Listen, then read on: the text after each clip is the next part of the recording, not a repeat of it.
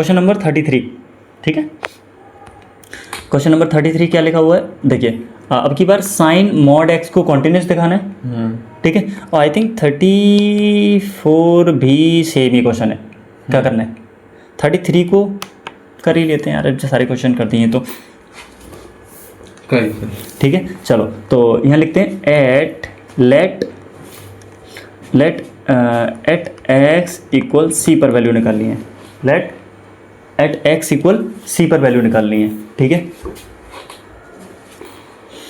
तो लिखते हैं फंक्शन, लिखते हैं पहले फंक्शन क्या आ जाएगा, साइन मॉड एक्स। अब लिखेंगे सी रख लेते हैं, तो एफ सी ये हो जाएगा साइन मॉड सी, और मॉड सी का वैल्यू को इंटीजर ही होगा, तो हमने साइन सी निकाल लिया इस वैल्यू को, ठीक है।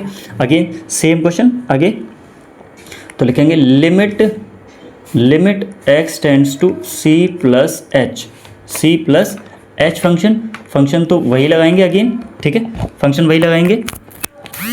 तो लिखेंगे limit x tends to c plus h, function की जगह रखेंगे साइन मॉड एक्स, ठीक है। चलिए अब एक्स की जगह पुट कर लो, तो साइन एक्स की जगह आ जाएगा सी प्लस एच, ठीक है।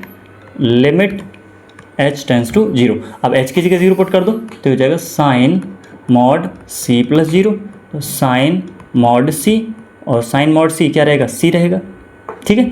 एक और लाइन ही बढ़ानी है बस, limit x tends to c minus h, ठीक है। तो अब की बार फंक्शन तो वही रखेंगे दोबारा से, limit x tends to c minus h, function की वैल्यू आएगी साइन मॉड एक्स, ठीक है। अब साइन एक्स की जगह c minus h, limit sine 0 होगा, एच टेंड्स टू 0, ठीक है। हाँ तो साइन सी माइनस 0, ठीक है।